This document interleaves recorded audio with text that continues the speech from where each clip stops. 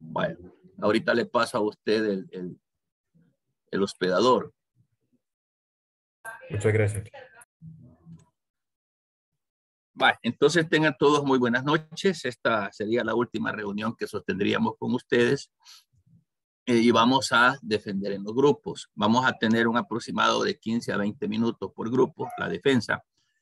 Como se los explicaba, vamos a calificar el trabajo que se ha presentado, las técnicas dentro de lo que son las diapositivas y la persona que va a exponer o a defender para poder obtener la nota. Otra cosa que también quiero advertir a partir de este momento, que como hay compañeros de ustedes que están exponiendo, el resto del equipo encienden todas sus cámaras, por favor, porque eso va a ser también parte de la nota.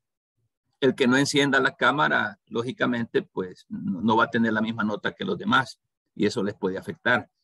Y vamos a estar desde el principio hasta el fin, no se me vayan a ir, porque, un ejemplo, si el grupo acaba de exponer y luego siguen los otros grupos exponiendo, y como yo ya expuse, pues ya me voy, no vea.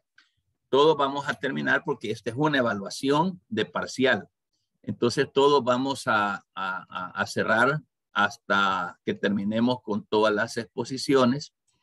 Y por favor enciendan sus cámaras porque también no es una clase como todas, sino que es una clase donde estamos evaluando el parcial, la ponencia de cada uno de ustedes y la asistencia de los que están con cámara encendida. Ok, dicho esto, le doy la palabra a usted.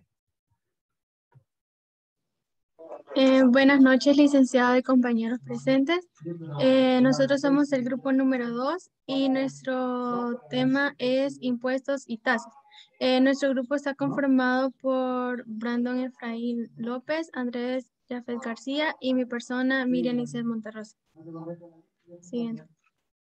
Bueno, como introducción, tenemos que la existencia de los impuestos es fundamental para este diseño e implementación de las estrategias del desarrollo económico y social que están comprometidas los países, por lo cual investigamos sobre el impuesto de Ecotrans, el Ministerio de Obras Públicas, el IVA y el ISR y impuesto de la importación y exportación.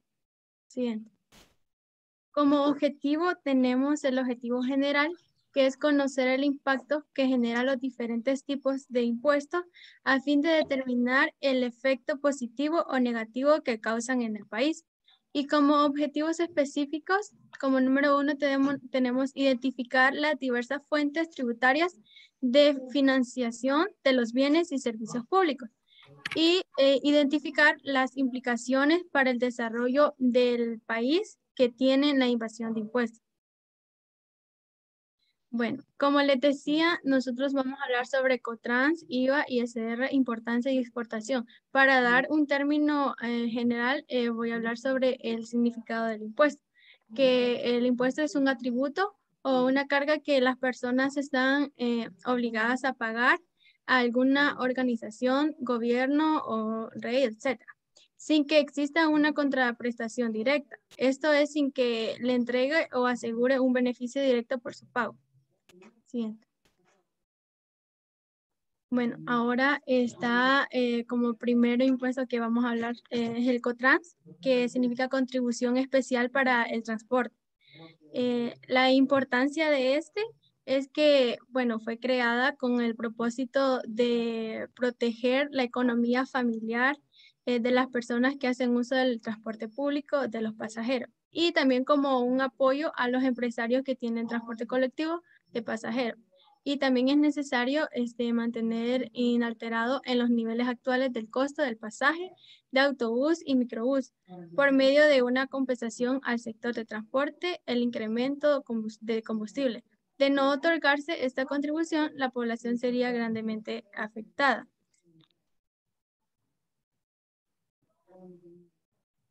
También está el artículo 3 menciona de que establece como hecho generador la venta o cualquier forma de transferencia de propiedad de diésel y gasolina regular o especial Para este caso de personas naturales o jurídicas que se dediquen a importar para el consumo, en ese caso, la contribución que se generará en el momento que la gasolina citada anteriormente entre al país.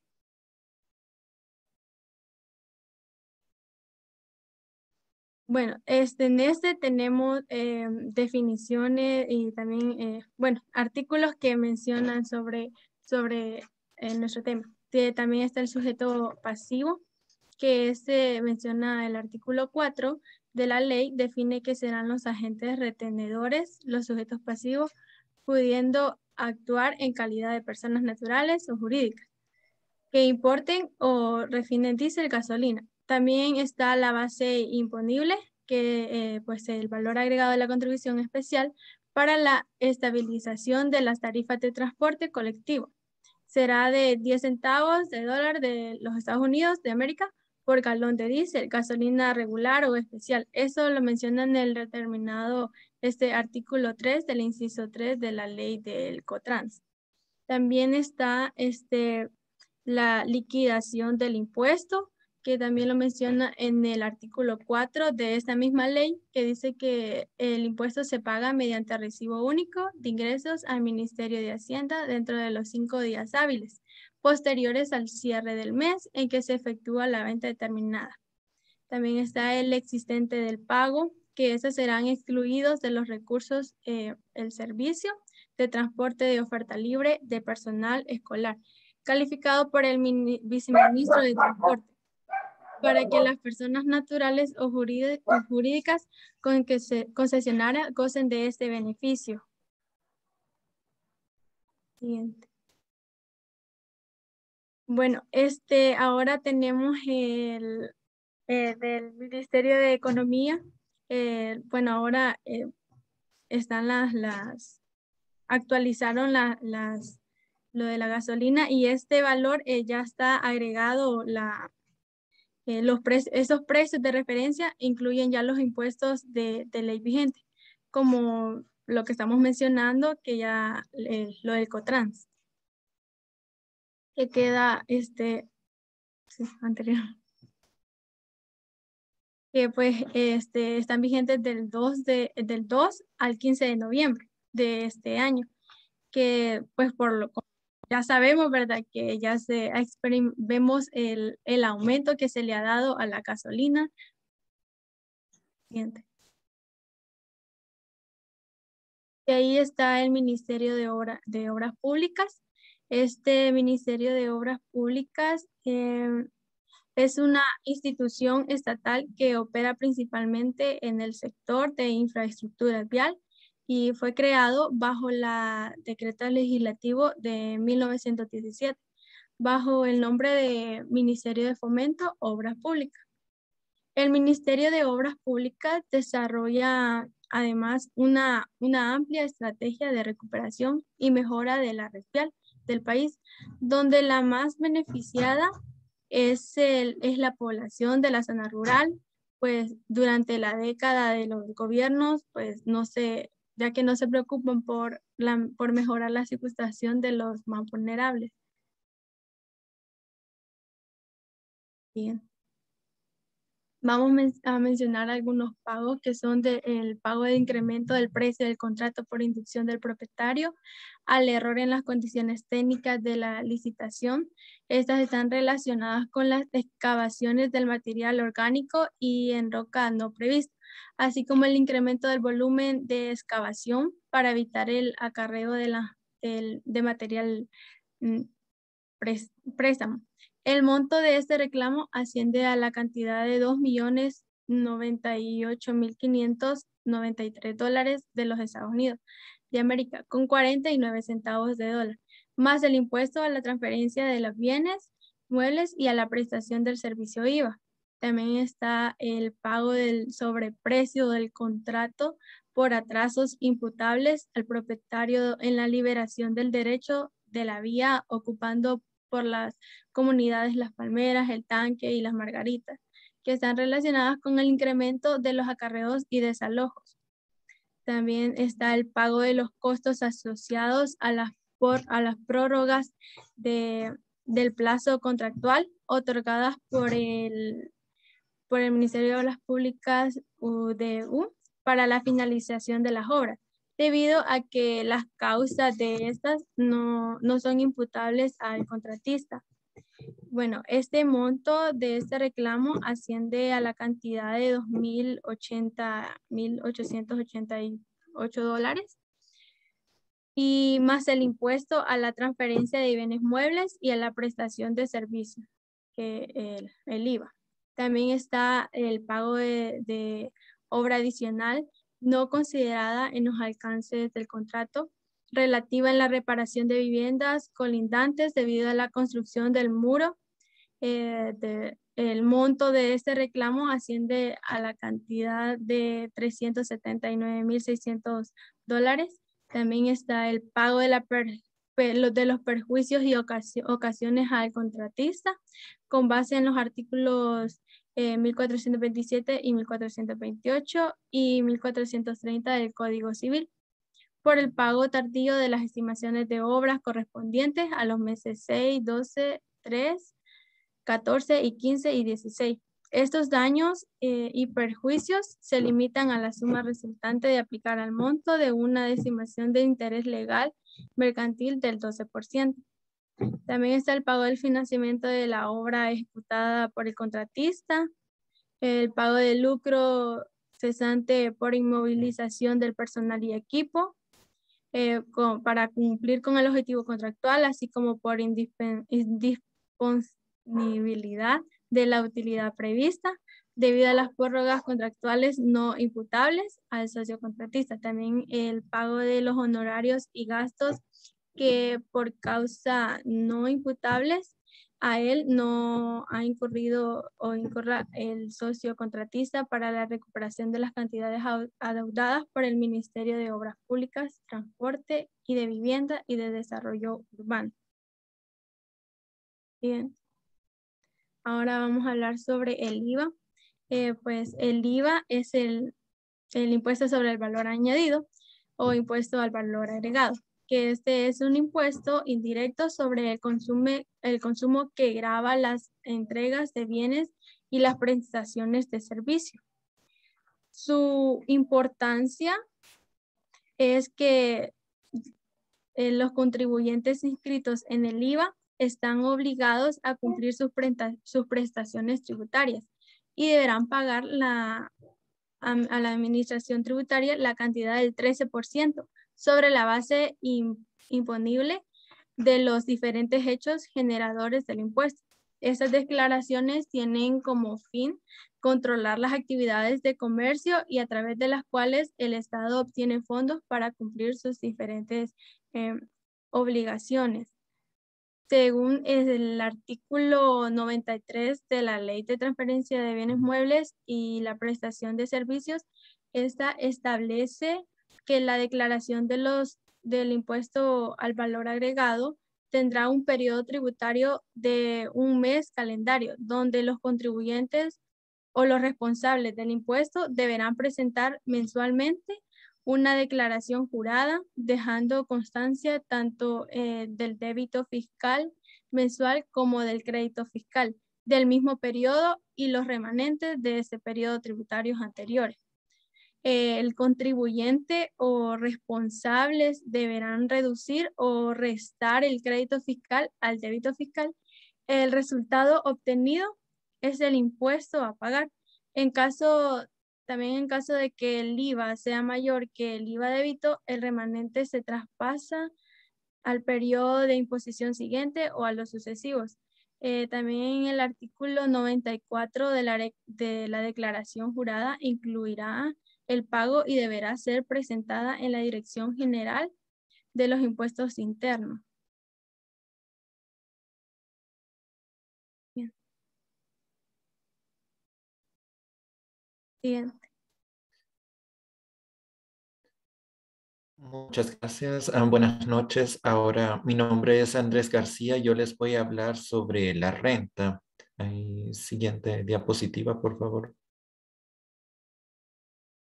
Bueno, para ir comenzando, el impuesto sobre la renta, este se obtiene por todos los productos, utilidades percibidas o devengadas por las empresas, en este caso, que son los principales que vamos a analizar, pero básicamente proviene de cualquier clase de fuente de ingresos, tales como el trabajo, ya sean los salarios, los honorarios, como también actividades empresariales, tales como los alquileres y los intereses, los dividendos, entre otros. Y la renta se determina de las utilidades totales que se obtienen cada 12 meses. Si esas utilidades superan los $150,000, se aplica una tasa del 30%. En caso contrario, se aplicará una tasa del 25% que deberán pagarse respectivamente en las colecturías de tesorería o en también en lugares especiales que el Ministerio de Hacienda ha asignado previamente para el pago de la renta, en este caso. Y bueno, asimismo, debemos decir de que el impuesto de la renta se debe hacer por medio de una declaración jurada contenida en un formulario elaborado por la Dirección General de Impuestos Internos y que deberá presentarse dentro de los 4 meses siguientes al vencimiento del ejercicio contable de la entidad. Y para este caso, siguiente diapositiva, por favor, estaremos ahondando un poco más en el impuesto sobre la renta que pagamos nosotros, digamos, los empleados al recibir un salario. Siguiente diapositiva, por favor. Para este caso, no tenemos en las presentaciones las tablas porque para calcular la renta se utilizan unas tablas. En este caso no las tenemos para presentar. Sin embargo, podemos tomar como ejemplo si usted recibe un salario mensual de, digamos, $600, usted le va a tener que prestar atención a la tabla que tenemos de remuneraciones grabadas pagaderas mensualmente, que esta funciona de la siguiente manera. Si su salario mensual va de 1 centavo a $472, usted no pagará renta. En este caso no se le va a hacer una retención. Ahora, si su salario va de $472.01 a 895.24, usted deberá pagar se le hará el cálculo del 10% más la cuota fija que es 17.67. Ya veremos cómo se hace esto más adelante.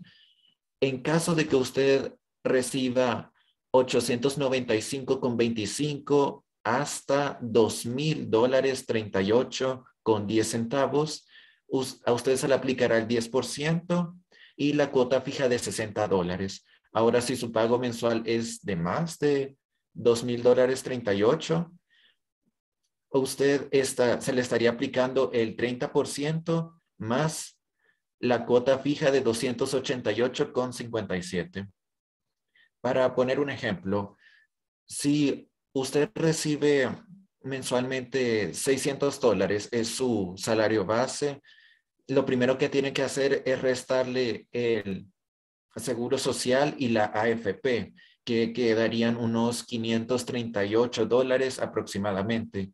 Ahora a eso, usted, dependiendo de la tabla, como vemos, $538 está en el primer tramo, entre 478 y 895. Primero, a eso le va a tener que restar $472. A lo que le quede, le va a sacar el 10%.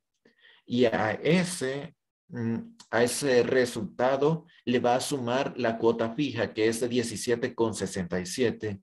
Y básicamente eso es lo que usted pagaría mensual en referente a la renta. Mensualmente. Ahora, hay dos tablas más, dependiendo si usted recibe su pago quincenalmente o semanalmente, que básicamente es lo mismo, es la misma operación, sin embargo, cambian las cuotas. Por ejemplo, en la quincenal se dividen los mismos resultados entre 2. Es decir, la cuota fija del primer tramo serían 8.83, del segundo tramo 30 y del tercer tramo 144. Lo mismo, solo dividido en 2. De igual manera, si usted recibe su pago semanalmente, exactamente lo mismo, pero dividido entre 4. Y ahora, para la elaboración de la declaración de impuestos sobre la renta, se utiliza el formulario F-11B15, que trata de la declaración del impuesto sobre la renta y contribución especial. En siguiente diapositiva, por favor.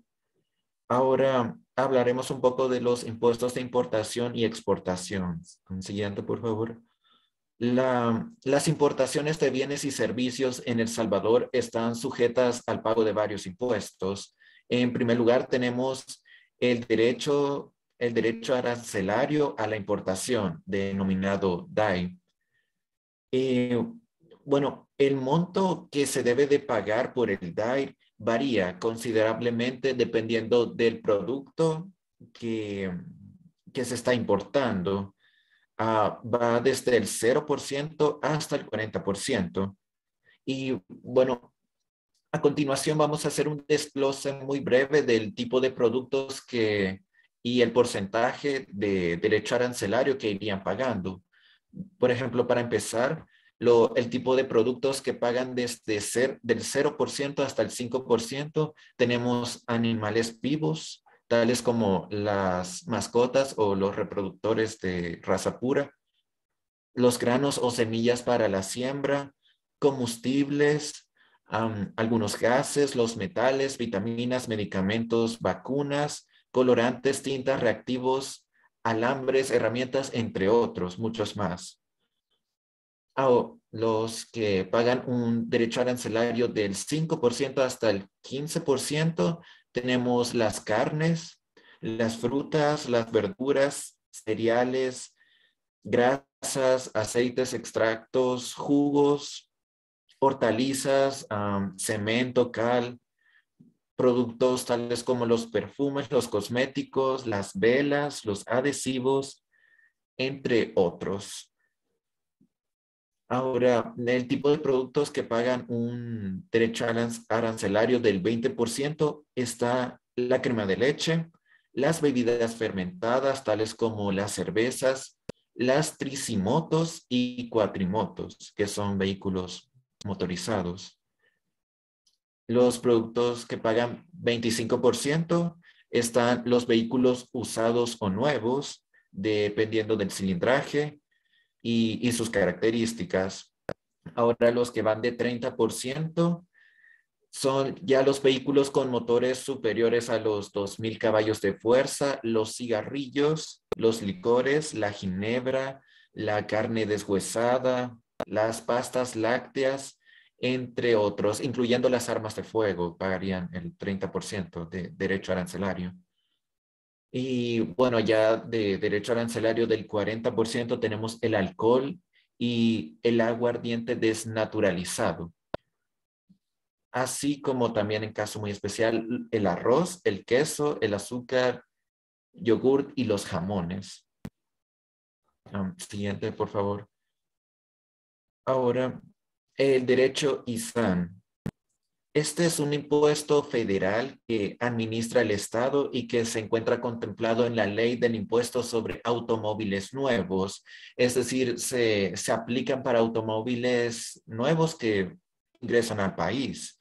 Ahora, para calcular el ISAN, en primer lugar, debemos de tomar en cuenta 3 pasos. El número 1 es al precio de la unidad. Se le tiene que restar el límite inferior del ISAN, que claro, eso está contemplado en una tabla que no tenemos para mostrar en este momento.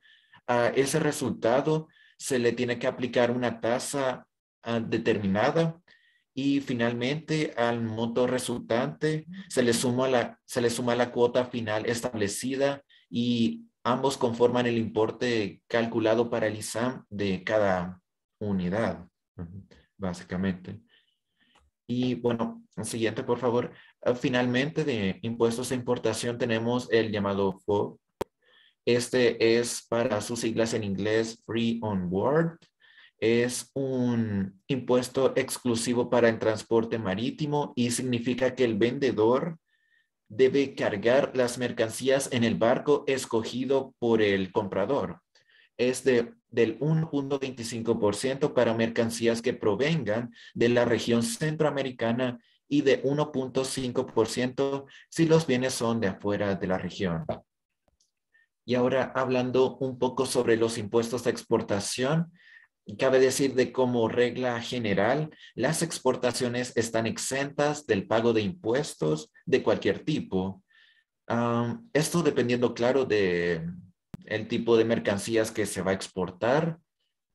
Como adición tenemos de que cuando hablamos de productos originarios de Centroamérica, hay ciertos productos que están bajo el Tratado de Integración Centroamericano, por lo tanto se exentan estos productos del pago del derecho arancelario de importación. Y los bienes que estén amparados bajo el que se llama Formulario Aduanero Único Centroamericano, por sus siglas, el FAUCA. Estos están excluidos de pagar el DAI. El siguiente, por favor. Y a continuación, les hablaremos un poco sobre las tasas.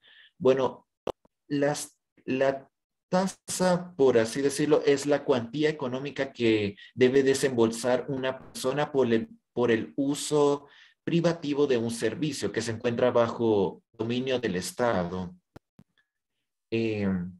Las tasas están recogidas por la ley y son fijadas por el gobierno en todos los casos. Y la Asamblea Legislativa de El Salvador tiene como las definiciones las siguientes. Las tasas municipales son los tributos que se generan en ocasión de los servicios públicos de naturaleza administrativa o jurídica prestados por los municipios. Y ahora, las ya mencionadas tasas municipales no son un impuesto en sí, son una contribución económica que pagan las personas y empresas en contraprestación por un servicio prestado por los municipios, tales como el alumbrado, el barrido, la limpieza de las calles, la seguridad y la higiene, entre otras cosas. También algunos tipos de tasas serían como los que se cargan a los servicios del agua, el tren de aseo o el pago permanente, entre otras. Y ya para finalizar, solo comentarles nuestras conclusiones.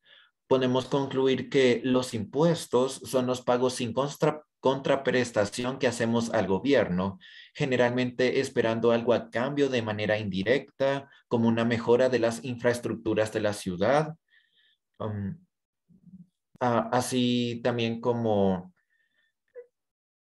también las cantidades que se deben de pagar por los impuestos son distintas dependiendo de la acción que se esté ejecutando dentro del territorio nacional. Depende mucho del contexto político también. Y bueno, eso sería todo por el día de hoy en nuestra exposición. Muchísimas gracias. Excelente, Andrés. Y grupo número 2. Solo quiero hacerles una pregunta y que me den una respuesta corta. La diferencia entre impuesto y tasa. Bueno, es que los impuestos, así como yo tengo entendido, los impuestos se le cargan cuando se generan, cuando se consume un producto o servicio. Es un impuesto añadido que, claro, el dinero va básicamente al Estado, pero la diferencia es de que el impuesto se le carga a un producto o servicio que puede ser de un ente privado o de una acción, sí, de un ente privado o de acciones de importaciones o exportaciones. Sin embargo, la tasa ya es algo más directamente ligado con el gobierno que pagamos nosotros cuando utilizamos servicios que en este caso provee el gobierno, por decirlo así. No es algo de una entidad privada, sino que es como de una entidad de un bien que es como del gobierno, por decirlo así, como el agua, la electricidad, que a pesar que son empresas las que los administran, es del gobierno, y como la limpieza de las calles. O sea, en pocas palabras, las tasas la pagamos porque recibimos un servicio directamente del gobierno, y los impuestos cuando nosotros obtenemos un servicio o producto de un ente privado. Gracias. Yo también sí puedo aportar algo Ok, pequeñito. dele, dele, Es dele.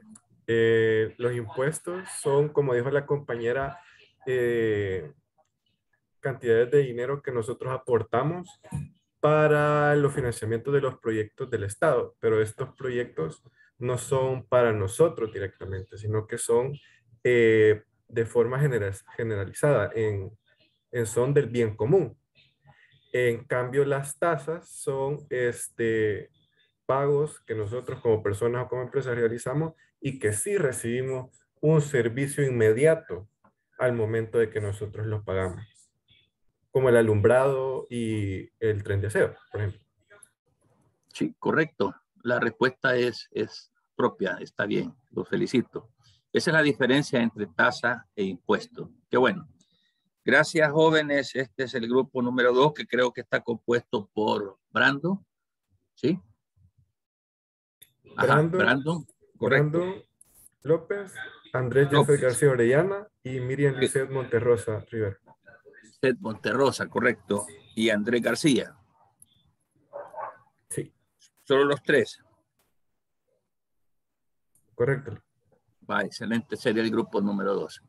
Entonces el grupo número 1, que creeré que si ya están listos. Entonces el que tenía el dominio de hospedador, páseselo ahí, pregúntele qué compañero del grupo número 1 va a dominar ahí las diapositivas para que se los pase.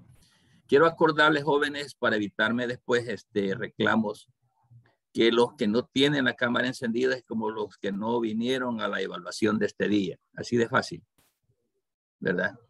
Desde el principio hasta el final de la evaluación, porque esta no es una clase, sino que es evaluación la que estamos haciendo de parcial. Póngale cuidado.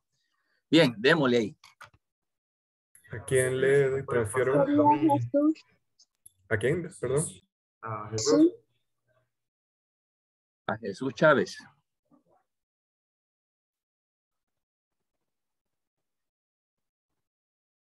No me sale, si puede hablar para que se vaya al principio. Hola. Ay.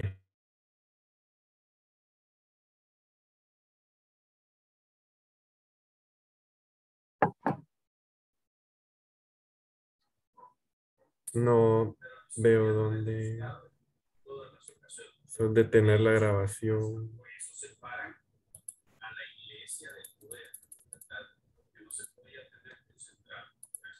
No sé cómo transferirle. Mejor se lo transfiere a usted, Lick, y usted se lo pasa a él. Okay.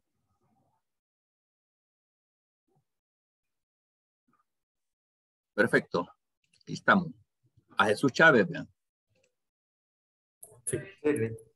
Vaya Jesús, ahorita en este momento tiene usted el dominio. Creo que es el grupo número 1, vean. Sí, licenciado, el grupo número 1. Ok. Sí, el grupo número 1. Vaya, démosle. Bueno, solo seguimos la diapo número 1.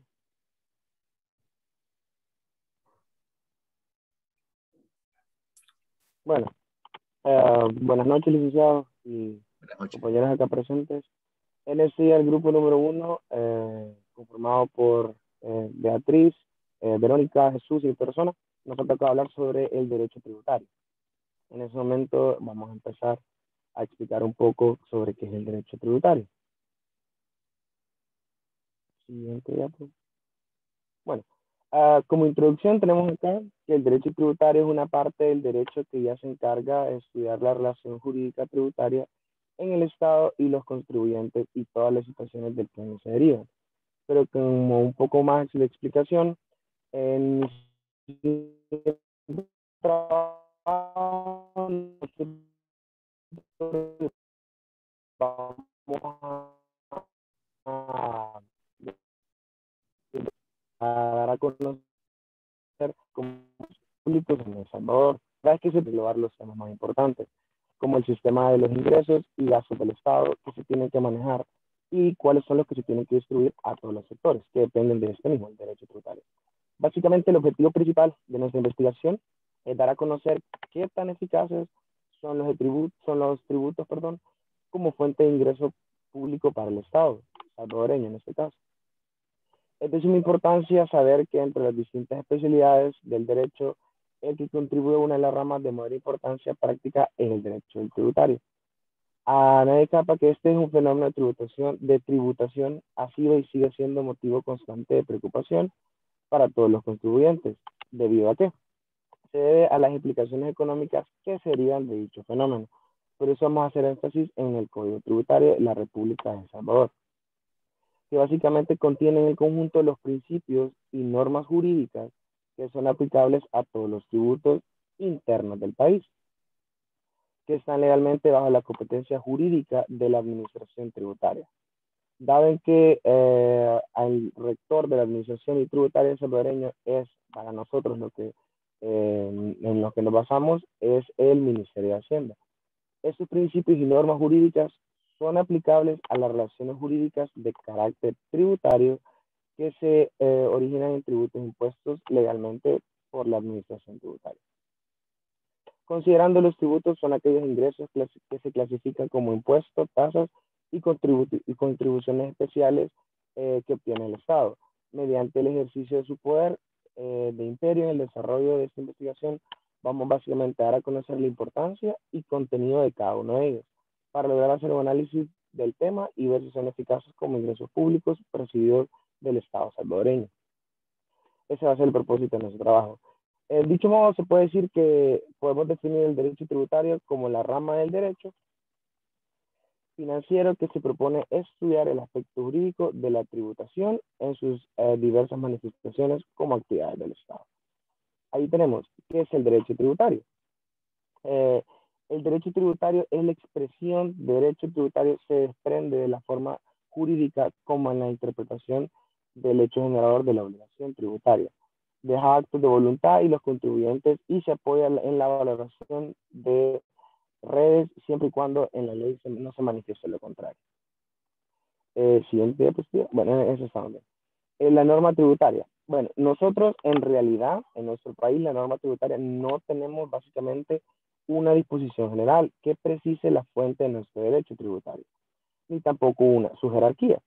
Pero vamos a tomar en cuenta, gracias al modelo de pirámide de Keltman, dichas fuentes, jerarquías se estructuran de la siguiente manera, según como tenemos la diapositiva, que son norma fundamental, norma secundaria, doctrina legal y costumbre según la ley. Vamos a pasar a la siguiente diapositiva. Fuentes del derecho tributario. En fuentes del derecho tributario tenemos la Constitución, la ley, reglamentos y otras fuentes, y también tratados y convenios internacionales. ¿Cuáles son las fuentes del derecho tributario? La Constitución se divide a si las leyes tributarias no se ajustan a su letra o al espíritu, debemos requerir la declaración de la inconstitucionalidad en el caso congruento. ¿Qué es lo que debemos tomar en cuenta en estos casos? Que la Constitución, constituye principios generales de derechos relativos a la libertad, igualdad, etc., que ninguna ley tributaria puede conocer. Es algo en lo que todos estamos regidos. Tenemos como siguiente la ley. La ley es con respecto al principio de legalidad, que según el apotegma nihilum tributum, sin ley es menester el dictado de una ley para que pueda ser la obligación tributaria. La doctrina suele entender que debe tratarse de una ley formal siguiendo los procedimientos respectivos, que serían una simple ley material no formal. El decreto está un organismo recaudador circular que no tiene el carácter de ley en materia tributaria. Eso lo podemos encontrar en la página 54 de nuestra Constitución. Después tenemos los reglamentos. ¿Qué son los reglamentos? Son disposiciones dictadas por el Poder Ejecutivo que regulan la ejecución de las leyes, el ejercicio de las facultades propias y la organización y el funcionamiento administrativo en consecuencia. Tenemos también hecho que los decretos reglamentarios no pueden apartarse de la Constitución ni de la ley, como antes ya había explicado. De lo contrario, el afectado le cabría requerir que se declare la inconstitucionalidad o ilegalidad de aquellos en caso concreto. También tenemos los acuerdos interjurisdiccionales. Se trata de las leyes que coparticipan de los convenios multilaterales de impuestos sobre los ingresos brutos ante actividades lucrativas. La expresión, podemos decir entre comillas, leyes, convenios o leyes de contrato, se refiere al hecho de que si bien la ley es dictada por el Congreso Nacional, se entiende como una propuesta a la cual las provincias deben adherirse por medio de las legislaturas locales, de suerte que el gobierno nacional aplica y administra gravemente comprendido. Se distribuyen como en la recaudación entre las provincias adheridas, comprometiéndose a esta a no sancionar tributos locales, análogos o a los coparticipados. También tenemos tratados y convenios internacionales. Eso se refiere que actualmente estos pactos tienen que seguir una relevancia, no solo para evitar doble imposición y a fin de acordar mecanismos de colaboración en aspectos tributarios penales, sino también para crear distintas formas de integración económica que entrañan la necesidad de concertar soluciones uniformes en lo atinente a gravemente. Como tenemos aquí también en la diapositiva, tenemos otras fuentes que se pueden mencionar como fuentes del derecho en general, a la costumbre, a la jurisprudencia y la doctrina con relación a la primera. Cabe señalar que no puede generar obligación tributaria alguna ni por ella se puede aplicar sanciones conforme al principio de la legalidad. También tenemos lo que son manifestaciones de las normas tributarias. ¿Cuáles son estas? Se denominan fuentes del derecho aquellas formas mediante las cuales se manifiesta la forma jurídica. Pero esta forma de manifestarse presenta en esos tres sentidos, que serían los siguientes: filosófico, técnico e instrumental. Un poquito del filosófico, en ese punto de vista, el derecho no es otra cosa más que la última causa que lo origina, o sea, la raíz de esta causa, básicamente. En el técnico, básicamente es la fuente del derecho, está en aquellos hechos o manifestaciones que ocurren en la vida social, las cuales nos permiten la expresión de las normas jurídicas. Ejemplos claros tendremos lo siguiente: la ley, los principios generales del derecho, la doctrina legal, la costumbre, etc. Y como último tenemos también el instrumental. En ese aspecto solo determinan las fuentes de conocimiento del derecho. Estas fuentes se constituyen por aquellos documentos escritos o manifestaciones de la conducta humana. Por ejemplo, los cuales tenemos código de leyes, usos, costumbres, etc. Ya esos tres como fuente del derecho, el segundo aspecto, el técnico. Y así tenemos que ciertos hechos de la vida social es que puede expresar la norma jurídica, incluyendo la tributaria. Siguiente diapositiva. Bueno, tenemos también las funciones, que la primera función del derecho tributario es asegurarse de que se cumplan con lo marcado en este sentido con la ley, además de cuidar el patrimonio familiar y personal, como ya he explicado en la parte anterior. La siguiente diapositiva. Bueno, en sí, la finalidad del derecho tributario es la que, es reunir el dinero que es recaudado necesario para poder sufragar los gastos públicos, que son todo lo que nosotros vemos como obras públicas, Ministerio de Salud, todo lo que corresponde a la parte del gobierno. También tenemos los derechos tributarios constitucionales. El concepto es conjunto de normas y principios que surgen de las constituciones, cartas referentes de la delimitación de competencias tributarias entre distintos centros de poder y la regulación del poder tributario frente a los sometidos. Ese es el origen de los derechos y la garantía de los particulares. Siguiente diapositiva.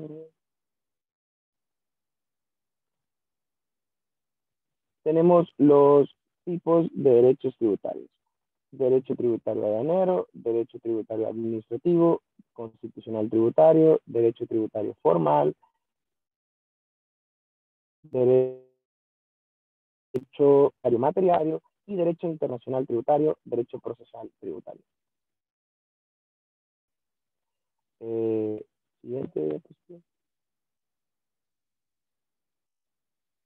Entre ejemplos tenemos el derecho civil, penal, administrativo y derecho normativo. También tenemos la clasificación de ingresos públicos. Estos ingresos son estatales, municipales e institucionales. Esta clasificación atiende al perceptor del ingreso público, por lo que distingue entre ingresos locales e institucionales.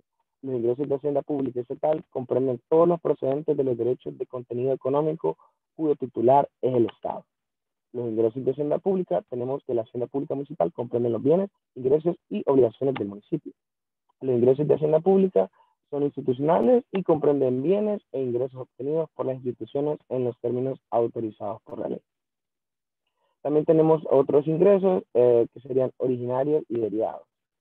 Los originarios básicamente son obtenidos de entes públicos de fuentes propias.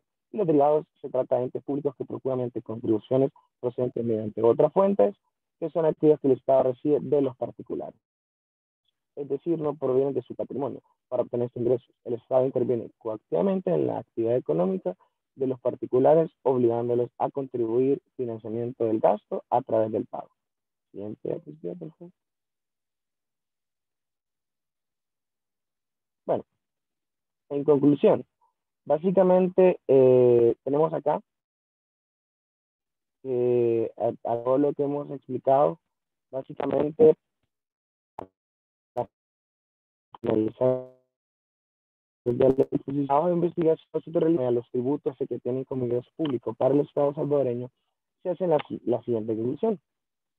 De acuerdo a la investigación realizada, el derecho tributario y sus generalidades, podemos concluir que es la rama del derecho que regula la creación, recaudación y todos los aspectos relacionados con los tributos, ya sean estos impuestos, tasas o contribuciones especiales. El derecho tributario como disciplina que regula el fenómeno tributario reconoce determinadas subdivisiones y que a su vez cada una de estas tiene por objeto regular determinado sector del derecho tributario. En general, dichas subdivisiones fueron desarrolladas a lo largo de la explicación que tuvimos en la introducción de la diapositiva pasadas. También tenemos como conclusión, ya para finalizar, que los ingresos públicos son todas aquellas personas de dinero que recibe el Estado para las actividades de actividad. Es decir, que le permiten financiar el gasto público y cumplir con su función dentro de la sociedad. Como ya había mencionado, el servicio de salud pública, obras públicas, entre otros. Algunos ingresos tienen su origen en las normas tributarias, mientras otros derivan de la prestación de servicios que son privados. Si bien es cierto, el Estado percibe ingresos de diversas maneras, concluyendo con la investigación que el mayor porcentaje de los ingresos públicos los adquiere a través de los tributos, considerando estos como la fuente principal de todo ingreso público que obtiene el Estado salvadoreño a través de diferentes mecanismos, los cuales fueron explicados por medio de diferentes instituciones que se encargan de hacer efectivo el cumplimiento de las obligaciones tributarias que impone nuestro Estado de diferentes ordenamientos jurídicos mencionados en la dicha exposición. Eso sería todo, Luis. Okay, gracias, grupo número 1. Solo 2 preguntitas por ahí. Así con pocas palabras, definir lo que es un tributo y 2, quiénes tributan o quiénes deben de tributar. Según tengo entendido lo expuesto y lo que yo leí, bueno, el tributo es básicamente viene del latín tributir, que es como dividir cada parte la porción que se tiene. Digamos, en cada empresa, cada institucionalidad, así como explicamos municipal, ya sea del Estado, se divide una parte que se va a nuestro Estado, vale la redundancia, a nuestro gobierno, se podría decir, que es el que regula en qué manera se va a distribuir, ya sea esta parte sería la parte de salud, esta parte de obras públicas, privado y así en este caso. No sé si está bien, licenciado. Ok, la otra era quiénes son los sujetos obligados a tributar. Eh, Según tengo entendido yo, son todas las personas, ya sea parte del Estado y también empresas privadas. No sé si estoy en lo correcto. Tributo, ajá, está bien. Como ustedes mismos lo dicen, es apartar algo para el Estado. Cuando hablamos de Estado, no hablamos de gobierno, son dos cosas totalmente diferentes. El gobierno es el grupo de personas que administran eh, un área determinada dentro de un Estado. Y el Estado es el conjunto de personas y activos y todo en general dentro de un país que se compone por personas, por territorio, la economía. Entonces, ese tributo es lo que se aparta para el Estado. Y quienes están obligados a tributar todas aquellas personas jurídicas o naturales que de alguna manera pues ya tienen la obligación en cuanto, por un lado, a la capacidad en la edad que tiene, por otro lado, dependiendo de los ingresos que se tenga o de las utilidades. Y cuando hablamos de tributos, también un impuesto, una tasa, también es un tributo, que es lo que se aparta para el Estado de lo que a nosotros nos ingresa. Y ahí se habló también en el grupo anterior sobre lo que era la renta. ¿Ok? Que es un porcentaje del 10% de cualquier utilidad que nos llegue, esa se tributa para el Estado. Muy bien. Entonces, preguntemos ahí sobre el grupo número 3, ¿quién va a ser el hospedador para que usted me le pase el dominio de hospedador al que sigue?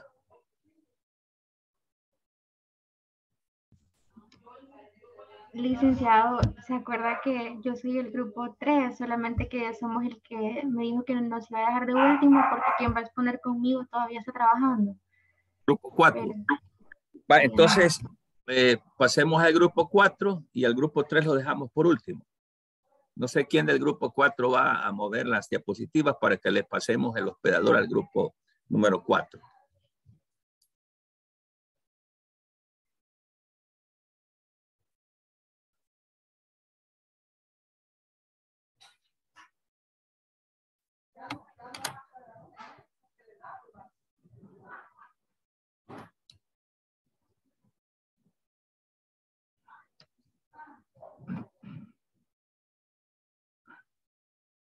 ¿Quién del grupo 4 va a mover las diapositivas?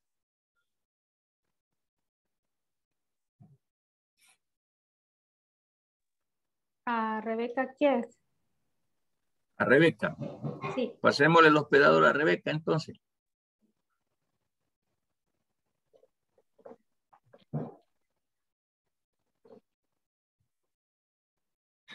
Ok, ahorita Rebeca.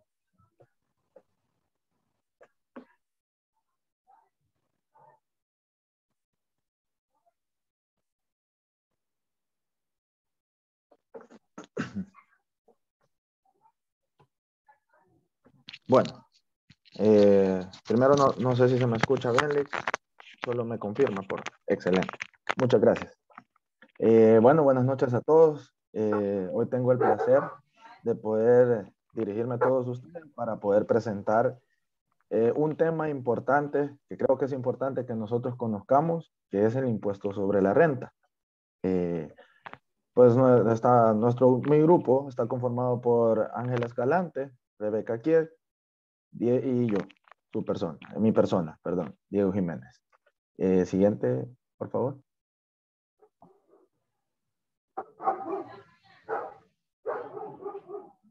Sí, gracias.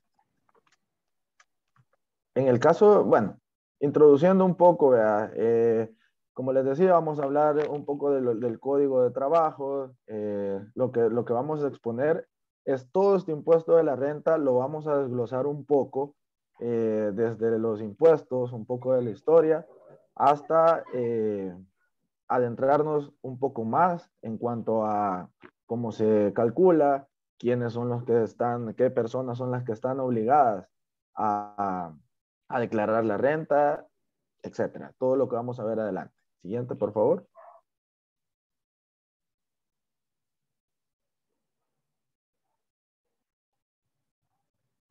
Perfecto. Con los objetivos, pues investigamos este impuesto de la renta.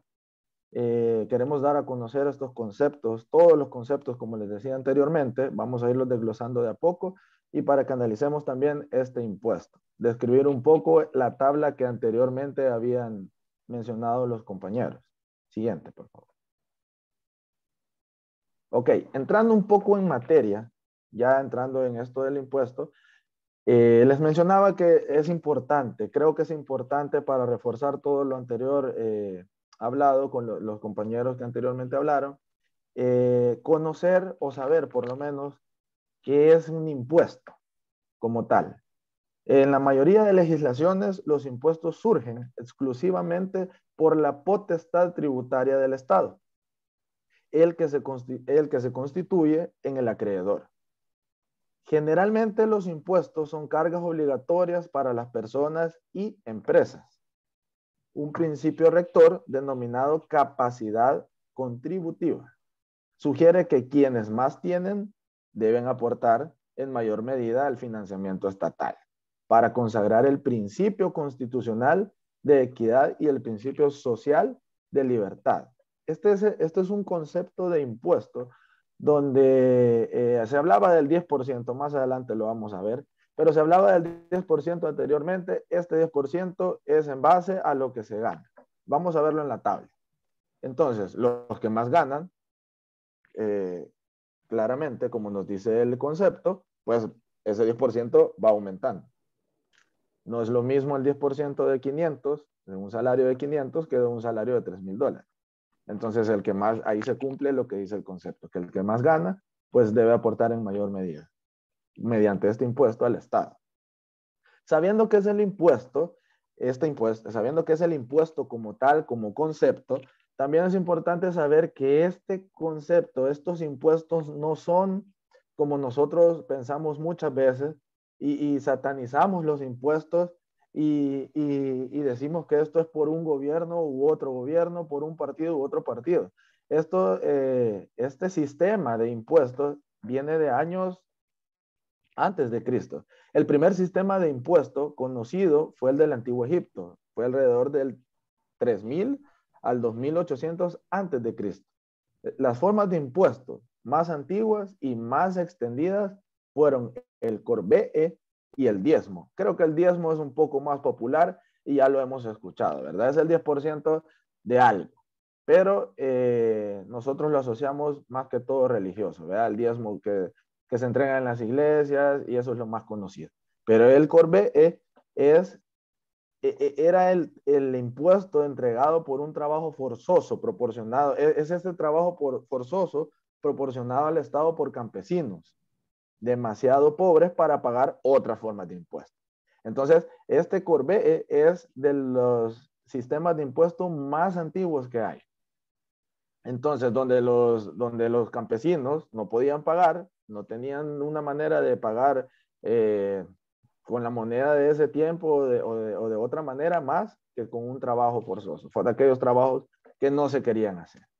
Entonces, viendo el concepto de impuesto, viendo la historia, que hasta en la época de Jesús también se pagaban impuestos y eran los peores vistos, los cobradores de impuestos, podemos llegar al concepto de nuestro impuesto sobre la renta, que es el impuesto que grava la utilidad de las personas, empresas u otras entidades legales. Se trata de un impuesto directo, pues grava directamente las fuentes de riqueza. Siguiente diapositiva, por favor.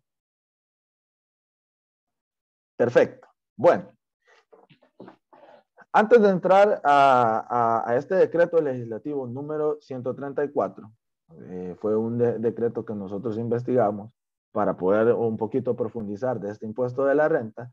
Quiero decirles que el objetivo de estos impuestos, incluyendo el objetivo de la renta, es financiar el gasto público, ya sea construcción de infraestructuras, transporte, distribución de energía, prestar los servicios públicos de sanidad, educación, seguridad ciudadana, etcétera. Y cualquier otro gasto público que tenga el gobierno, ¿verdad? El Estado. En este caso, el Estado. Entonces, ese es el objetivo principal de un impuesto. O bueno, ese debería de ser el objetivo principal de estos impuestos. En el caso del decreto 134, el decreto número 134, puedo resumirles un poco de este decreto que nosotros lo encontramos. Hay una copia, como todo esto suele ser público, hay una copia que nosotros encontramos de este decreto, que dice que de fecha, este decreto tiene una fecha del 18 de diciembre de 1991, publicado en el Diario Oficial número 242, tomo 313, del 21 del mismo mes y año. Dice prácticamente que esta composición económica, bueno, que según el contenido del informe, composición económica de ingresos y gastos para el año 2019 emitido por el Ministerio de Hacienda, se reconoce el impuesto sobre la renta como la segunda principal fuente de ingresos para el gobierno central, pero que a partir de publicaciones del Banco Central de Reserva es también conocido que el crecimiento en la recaudación de este impuesto, ha disminuido a una tasa anual de 5% promedio durante la presente administración del gobierno en esa época. Entonces, este decreto es desde el año 1991, el decreto nosotros 2 de mayo, sellado hasta 2 de mayo de 2019 y emitido desde 1991. Es el decreto que encontramos con bases en estos artículos que son en los que nos podemos amparar en estos momentos, pero es una información amplia que si ustedes pueden leer está pública y podemos un poquito más profundizar en este tema. Siguiente diapositiva, por favor.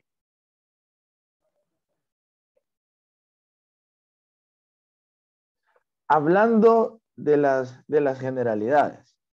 Bueno, primero, en el pago de los tributos puede ser dinero o especie. El propósito es mantener la soberanía del Estado al cumplir con las demandas de sus habitantes, asegurando, como les decía anteriormente, salud, educación, trabajo, entre otros. Pero para recaudarlos necesita la normativa legal, como en este caso lo es la ley del impuesto sobre la renta y el código tributario. Fíjense que incluso, siguiente diapositiva, por favor. Ahí. Incluso era lo que les decía anteriormente. El objetivo de este impuesto es esto, gastos públicos, financiar el gasto público, como nos mencionaba la diapositiva anterior. Ahorita les vamos a presentar la tabla de la que el compañero hablaba anteriormente, esta tabla de retención de impuestos sobre la renta aquí, en El Salvador. Además, vamos a agregar algo un poco más adelante. Siguiente diapositiva, por favor. Esta tabla de retención mensual. Creo que todos los que tenemos la oportunidad de estar en el ámbito laboral, ya se nos ha hablado, sabemos las retenciones, sabemos que hay de la AFP, sabemos que hay del Seguro Social y sabemos que también se nos descuenta el impuesto sobre la renta.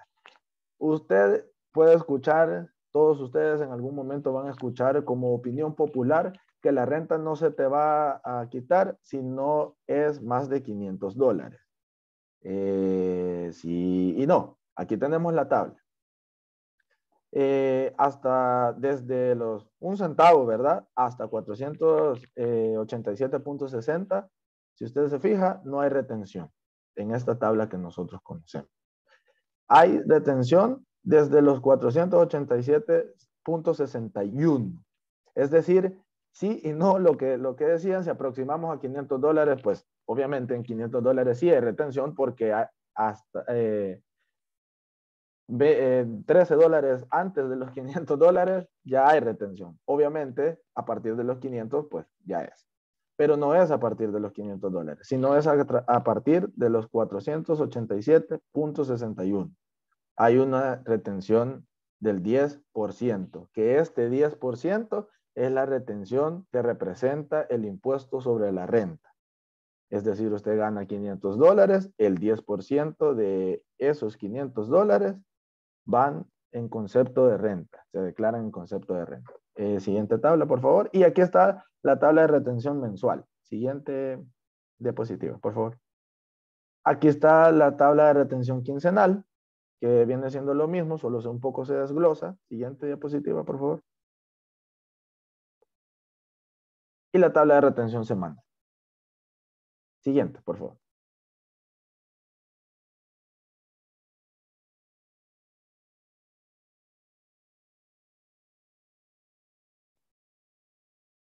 Ok.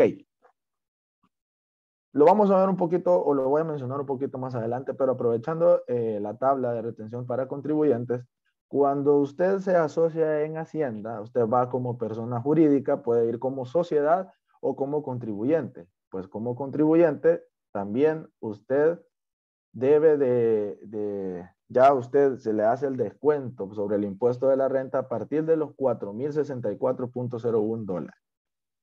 Siguiente.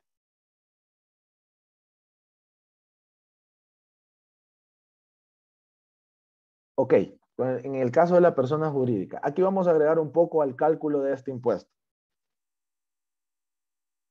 Si nosotros leemos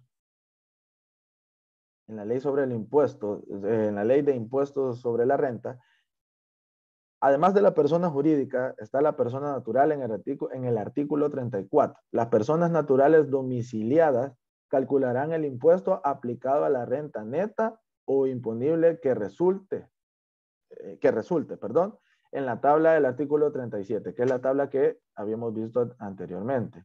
Hablando de fideicomisos, los fideicomisos domiciliados calcularán el impuesto aplicado a la tabla del artículo, que es el que pudimos ver, sobre su renta neta o imponible. Los fideicomisos no domiciliados calcularán su impuesto aplicados el 25% sobre su renta neta o imponible.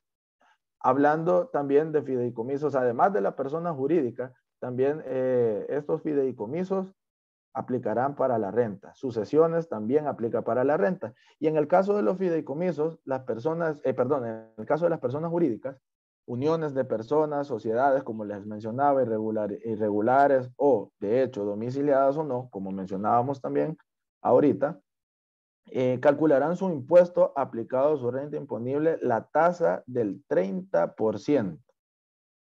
Se exceptúan los sujetos pasivos que hayan obtenido rentas agravadas menores o iguales a $150,000. A esta persona jurídica le podemos agregar la persona natural, sucesiones y fideicomisos también. Siguiente diapositiva, por favor.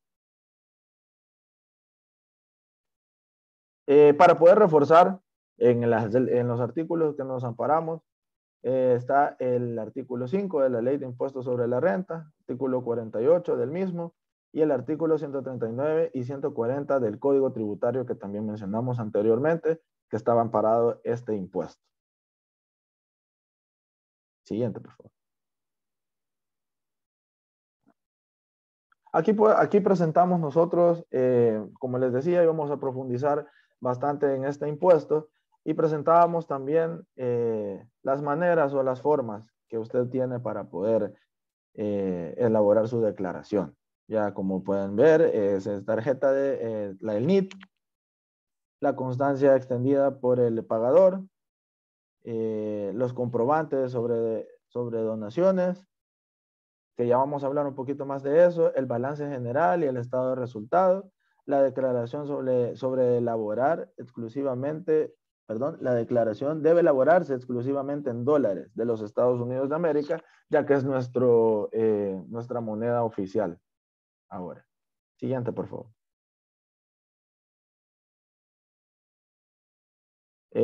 Obligados a declarar, pues las personas asalariadas, personas naturales con rentas diversas, personas naturales no domiciliadas, personas jurídicas, sucesiones y fideicomisos, como lo mencionábamos anteriormente, solo que un poquito más desglosado, y aquí se los presentamos para que usted pueda, por motivos de didácticos, para que pueda ver un poco más puntualizado quiénes son los que declaran. Estas mismas personas anteriormente ya explicadas. Siguiente, por favor.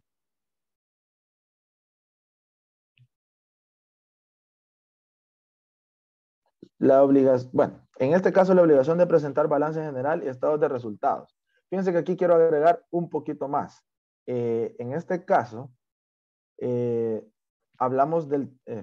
vemos el término obligación. Usted está obligado a presentar o a declarar esta renta. De no presentar la declaración de impuestos sobre la renta, es sancionado con multa equivalente al 40% del impuesto que se determine, la que en ningún caso podrá ser inferior a un salario mínimo mensual. Esto está amparado en el artículo 238, literal A del Código Tributario. Agregando a esto, podemos leer lo que aquí les estamos presentando también. Que los contribuyentes del impuesto sobre la renta estén obligados a llevar la contabilidad. En este caso, como les decía, hay personas jurídicas, contribuyentes y sociedades. Esto va más que todo para las sociedades, empresas, que deben de presentar el estado de resultado. ¿Por qué es importante presentar los balances? Porque usted ampara lo que usted declara con sus balances. Aquí viene aquello de lo que ustedes han escuchado en la boca popular, ¿verdad? Que es la evasión de impuestos, la famosa evasión de impuestos que en nuestro país, pues, es bastante, practican bastante la evasión de impuestos. Entonces, por eso es necesario amparar lo que usted va a declarar con su balance. Si usted tiene una empresa, usted lleva su balance, sus estados de resultados, y lo que usted va a declarar debe cuadrar con el 10% o con el porcentaje que usted tiene que pagar de acuerdo a sus ingresos y a su balance general. Siguiente, por favor. Por eso es la importancia de presentar el balance. Tiene que estar amparado. Aquí les presentamos un poco de los pasos sobre cómo realizar la declaración de renta en línea. Usted tiene ahora el beneficio, podemos decir, de poder presentar, de poder realizar la declaración de renta de manera virtual. Por los tiempos en los que estamos, también creo que es la manera más conveniente y adecuada. Y aquí les presentamos los pasos. Ingresamos al sitio web, aquí presentado. Seleccionamos el apartado Declara tu renta aquí. Nos registramos, ingresamos el número de NIT, contraseña. En el caso que ya tengamos un número de usuario, elegimos la opción F11, declaración del impuesto sobre la renta. Siguiente diapositiva, por favor.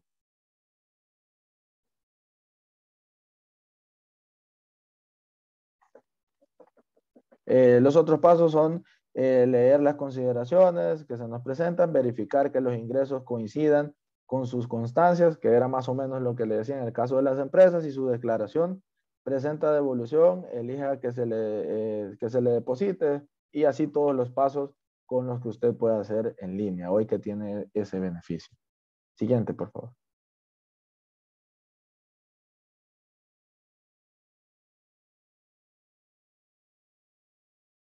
Es importante, esto también es importante que usted conserve su documentación en el caso de que usted tenga algún ajuste o algún, vamos a llamar reclamo. Si usted tiene la documentación necesaria, esta documentación le es válida hasta 10 años.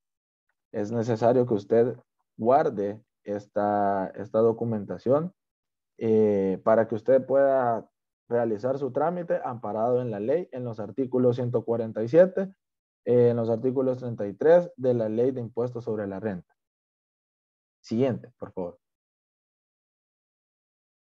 Tal vez agregando aquí, y ya para terminar, agregando aquí en las conclusiones, el impuesto de la renta es necesario, totalmente necesario, para poder contribuir a los gastos del Estado, como les decía. De ahí es donde viene el tema de cuando nosotros vemos que el gobierno despilfarra el dinero, nosotros decimos, sí, ahí están nuestros impuestos. O cuando estas frases que solemos decir, cuando vemos carros nacionales circulando en fin de semana, que en teoría no se pueden.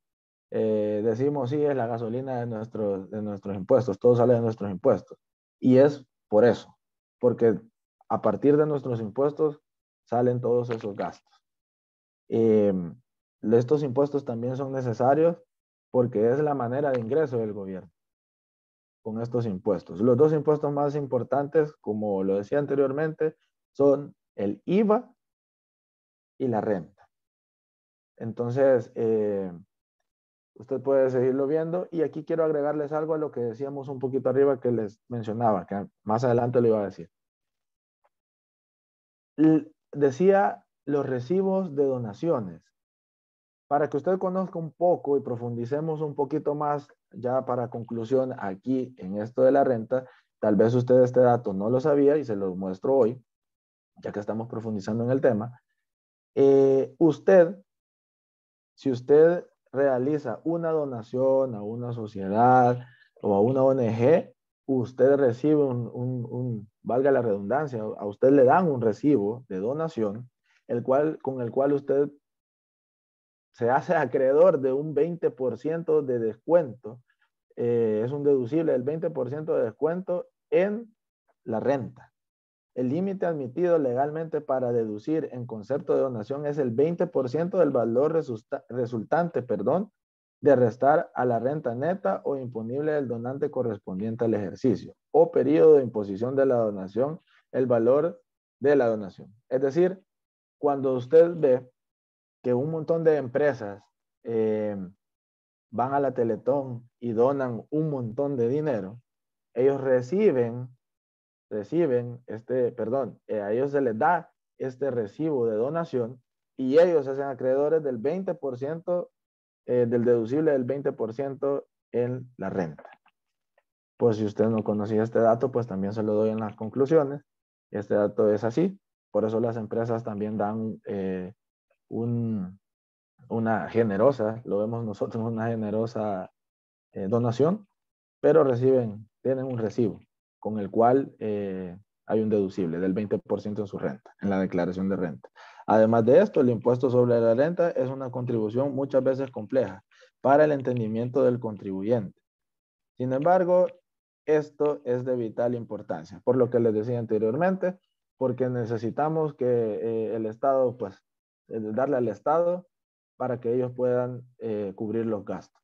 Cuando se evaden estos impuestos, es menos dinero para el Estado y aquí es donde entra el endeudamiento también. Para nosotros ha sido un gusto y un placer poderles presentar y poder profundizar un poquito en esto de la renta que tal vez a veces solo lo escuchamos o solo por voz popular, pero ahora lo profundizamos un poco. Ha sido un gusto poderles presentar de parte de nosotros tres.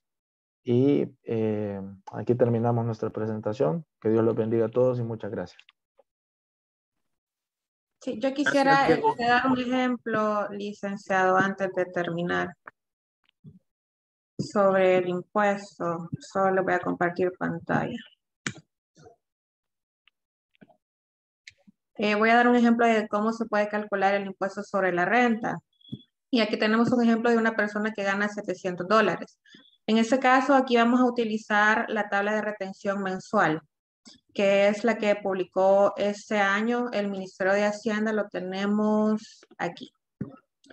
Lo publicaron acá, eso lo podemos ver en la página oficial del Ministerio de Hacienda. Y incluso ellos explican cómo es que uno puede calcular su impuesto sobre la renta sobre su salario. Entonces, tenemos aquí el ejemplo.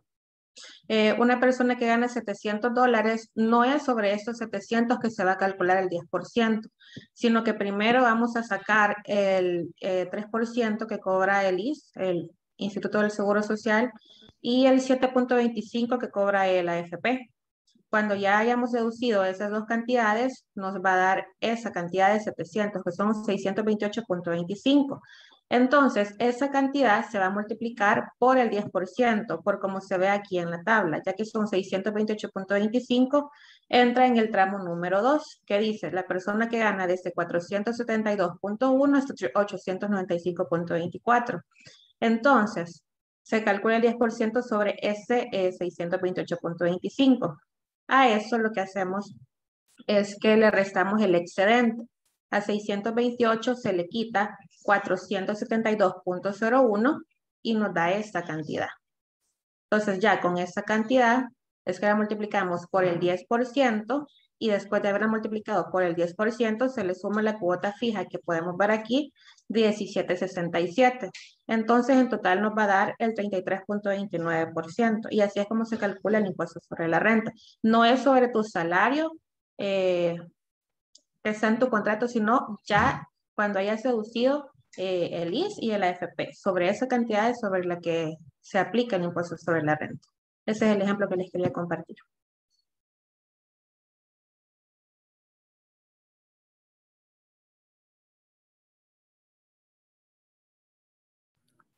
Ok, excelente.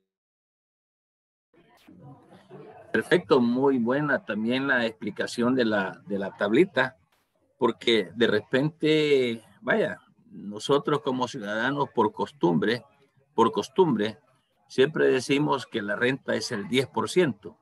Entonces, ¿de cuánto? De lo que nos ingresa. Y creemos, en efecto, de que es el salario nominal, por ejemplo. Y ya vimos a través del cuadrito, ¿verdad? Muy bien explicado, Rebeca, que no es del salario nominal que se tiene, sino que ahí hay que apartar los descuentos del Seguro Social, los de AFP, y luego pues adherirse a la tabla que establecen los rangos.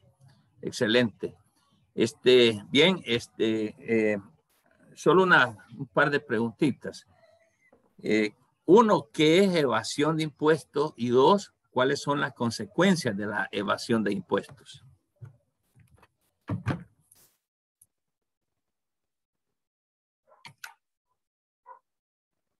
Puede contestar cualquiera del grupo.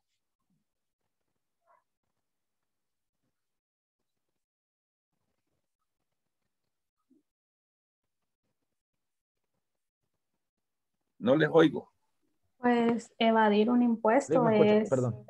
es no, o sea, no pagarlo, no hacer el pago de ese impuesto al que se está obligado. Eso es evadir un impuesto, simplemente. También, Lick, también a la evasión de impuestos se le llama evasión fiscal. También se conoce como fraude fiscal. Y tal vez como en concepto es una conducta ilícita en la que incurren personas o empresas, bueno, llámese a esto como ya mencionábamos anteriormente, puede ser una persona natural, puede ser una empresa, pueden ser contribuyentes, le llaman de manera dolosa o culposa y que tiene lugar cuando se oculta o se omiten ingresos. Tal vez a veces no se dan, por eso mencionábamos lo de los balances, porque a veces se omiten ciertos ingresos para que obviamente el pago tenga que ser menos.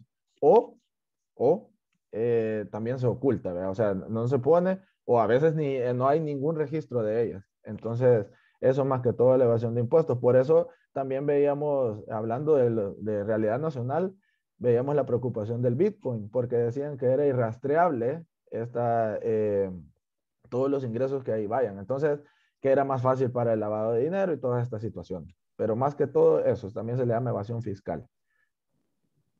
En el caso sobre el tema que nosotros estamos exponiendo, licenciado, algo que podemos mencionar es que, vaya, cuando uno empieza a trabajar tiene que hacer la declaración de impuestos sobre la renta cada año. En ese caso, se podría decir que es como un poco opcional, pero, digamos, si empezó a trabajar en el 2018 y no, hasta ese año no la ha hecho, por cada año que uno no hace la declaración hay una multa. Entonces, eso también considero que se puede considerar como una evasión de impuestos al no hacer la declaración de la renta, ya que ahí depende, ¿verdad? De la declaración que hacemos, te pueden regresar el dinero o tú tienes que pagar extra de lo que debes, de lo que tienes pendiente. Ok, muy bien. Exactamente, lo que ustedes han dicho, eso implica lo que es la evasión de impuestos, de cualquier impuesto o de cualquier contribución a la cual como sujetos obligados estamos. Y esto es importante que ustedes lo sepan como administradores de empresa o en la rama en la que ustedes se van a desenvolver. Excelente. Con la relación al NIT, quiero decirles que desde que yo tengo conocimiento, pues bueno, yo saqué mi NIT y ahí guardo la tarjetita viejita, pero bien viejita, de las primeras que daba. Y hasta hace unas horas en El Salvador se ocupaba el NIT, que es la tarjeta del número de identificación tributaria para efectos de cualquier trámite que se hiciera. Siempre pedían DUI y NIT. Y el NIT precisamente para el control mismo de la contribución de los impuestos. Decirles que hace un par de horas estaba viendo por ahí unos comunicados de que la Asamblea Legislativa ha reformado la ley en ese sentido y a partir de este momento, desde cuando entra en vigencia la ley, ya mañana o pasado, no sé qué fecha le han dado, ya no se va a ocupar el NIT, sino que va a ser el mismo número de documento único de identidad, ¿verdad? Entonces ya nos vamos a ir quitando la idea de que en todo trámite se va a utilizar el NIT, ya no, sino que solamente el DUI.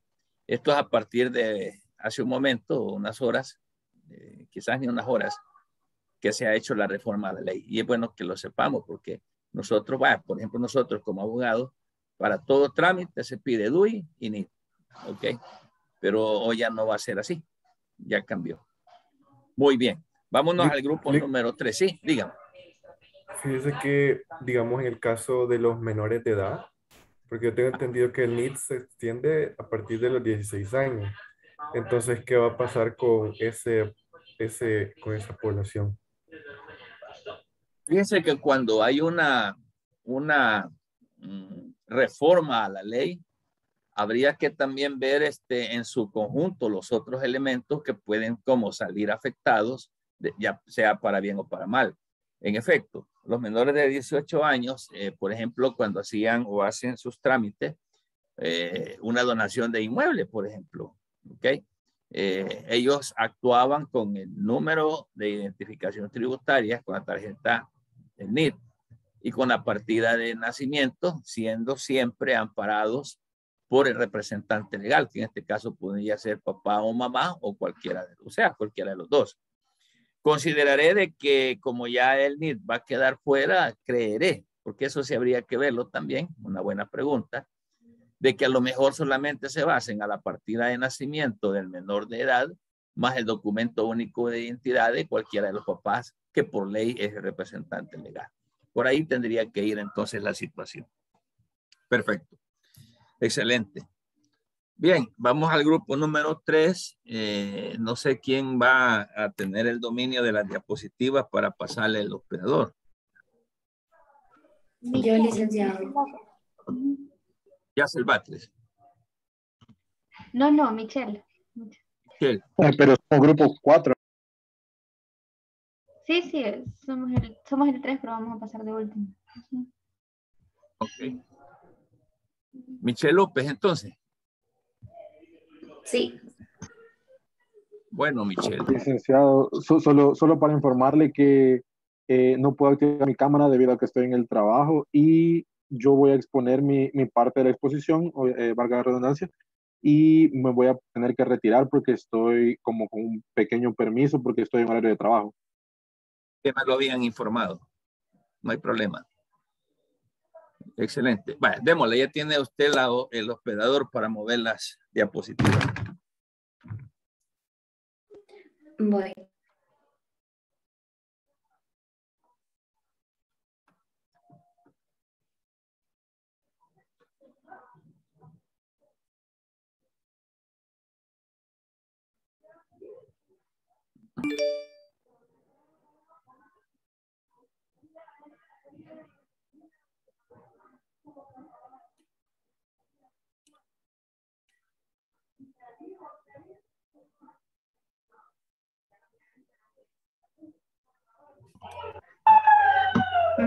Buenas noches, licenciada y compañeros. En esta ocasión les vamos a hablar un poco sobre el impuesto al valor agregado. Va a comenzar mi compañero Rodrigo. Ok, buenas noches, licenciado, buenas noches, compañeros. El día de hoy le vamos a hablar acerca del impuesto al valor añadido. Como introducción al tema, el IVA, que es el impuesto sobre el valor agregado, es un impuesto indirecto que está como estipulado en el consumo de las personas. Representa un incremento de un porcentaje en el precio de cada artículo, el cual compramos, ya sea empezando desde algo tan pequeño como en una tienda, empezando con electrodoméstico, cualquier tipo de cosa, en cualquier tipo de servicio que nos subimos el IVA. Es decir, cada compra que nosotros pagamos, el precio del bien más el porcentaje de los impuestos es el que se le aplica al costo que usted va a pagar en una compra, valga la redundancia. Este fue impulsado por primera vez en Francia como parte de la reforma fiscal efectuada en los años 1953 y 1955, pero en El Salvador no se adaptó hasta el año 1992. En los hechos concretos en El Salvador se aplica que es un impuesto como en las ventas y servicios de un mecanismo que permite como tener ese efecto cascada que existe en el mundo de todo esto de compra y venta. Eso se sigue mediante un sistema que permite que los vendedores y los compradores de servicios puedan deducir el efecto que afecta al precio de sus bienes. Como objetivo principal, como objetivo general, el cual tenemos nosotros en esta exposición, es investigar y describir qué es el impuesto al valor agregado, o sea, el IVA, a nivel mundial y principalmente en El Salvador, tomando en cuenta que nosotros somos los principales consumidores en el país. Tenemos que tener en cuenta muchos libros y declaraciones para que lo desarrollemos de la mejor manera. Y como objetivos más específicos, pues les vamos a mostrar como la regulación normativa del impuesto en el país y también mostrar la obligación que presenta una declaración de este impuesto a manera de dar un ejemplo. Eh, ya entrando al tema como marco teórico, como le decía, el IVA es un impuesto indirecto, no es percibido por el físico directamente del tributario, sino que por el vendedor en el momento de toda transacción, toda transferencia de bienes o prestación de servicios o una compra menor. Las cuentas de IVA que existen en la contabilidad son IVA trasladado o causado, acreditable o repercutido o por trasladar y por acreditar. Eh, el impuesto al valor agregado se aplica en cada etapa de transferencia que experimentan los bienes grabados. Según el Código Tributario, el artículo número 13, el impuesto es el tributo exigido sin contraprestación, cuyo hecho generador está constituido por negocios o actos o hechos de naturaleza jurídica. Eso significa que cada empresa, o por ejemplo, empezando, como le digo, desde la pequeña empresa hasta la gran empresa, tiene que tiene que tener ese derecho al IVA, tiene que poner como principalmente eso, o obligado al tipo de venta que hace. Por ejemplo, en un súper siempre tiene que ir como puesto en una factura o en eso para que esté como declarado. Los antecedentes del IVA. Vamos a hablar acerca de los antecedentes a nivel mundial del IVA. Como sustituto a una especie de impuesto sobre las ventas, al cual se había establecido como un medio de recaudación para proveer recursos a los estados. Sin embargo, ese tributo tenía una característica muy especial, el cual era que ocasionaba controversia con los compradores, fueran estos productores o comerciantes, el cual la gente no sabía si les estaban cobrando de buena manera el IVA o de buena manera la cual las personas pensaban que se les estaban cobrando más de la cuenta, no tenían como como lo estipulado que tenía que tener el cobro que le iban a hacer, aparte de todo lo que ellos tenían que pagar, ¿verdad? La naturaleza del IVA. El pago del IVA recae mayoritariamente sobre las personas naturales, es decir, uno como persona natural que ejerce compras día a día en calidad de consumidor final o usuarios de servicios que uno puede utilizar, como por ejemplo los servicios de agua, luz, no cable. Todo eso va incluido el IVA en cada servicio que nosotros hacemos prestación. Las empresas y los negocios que producen o comercializan bienes agravados con IVA tienen el beneficio el famoso crédito fiscal. ¿Qué es el crédito fiscal? El crédito fiscal es la compensación del IVA pagado sobre los bienes del insumo y servicios que la empresa puede generar en bienes adquiridos y necesariamente con la producción o comercialización de los bienes y servicios agravados, y este tiene un valor agregado del 13%. ¿Cuál es la caracterización del IVA? Empezando que es un impuesto de tipo valor agregado, o sea, va agregado aparte de todo lo que un servicio o prestación puede costar. Grava la transferencia de bienes muebles y la prestación de servicios. Grava actos que como que unen otros impuestos en los cuales uno puede sacar como conclusión que este es un impuesto agregado. Son mínimas las excepciones que contempla la ley en caso de bienes muebles.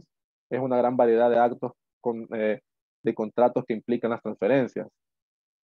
El impuesto es soportado por el consumidor final y tiene un periodo fiscal de un mes de calendario. Actualmente en el país tiene dos tasas vigentes el IVA, la del 13% que son para operaciones internas y actualmente el 0%, 1% para exportaciones. Todo este impuesto uno lo paga al comprar y se recupera al vender. Igual como cada año se va como acumulando y usted puede como sacar como un total de IVA y usted lo puede recuperar. Tiene ciertas bases imponibles diferenciadas para ciertos actos o contratos específicos y se controla a través de una documentación y libros legalizados a sueltas. Existe una modalidad que se llama impuesto contra impuesto. Se traduce en rebajar del impuesto recargado a la venta o prestación de servicios, que es el débito fiscal en contabilidad, los impuestos soportados en el mismo periodo, por el cual el vendedor o prestador de servicio, que es el que pide el crédito fiscal, quiera o exija que tal crédito se identifique con el de los bienes vendidos o con otros servicios prestados en el momento que usted hace una transacción. Ahora vamos a hablar acerca de los aspectos formales del IVA.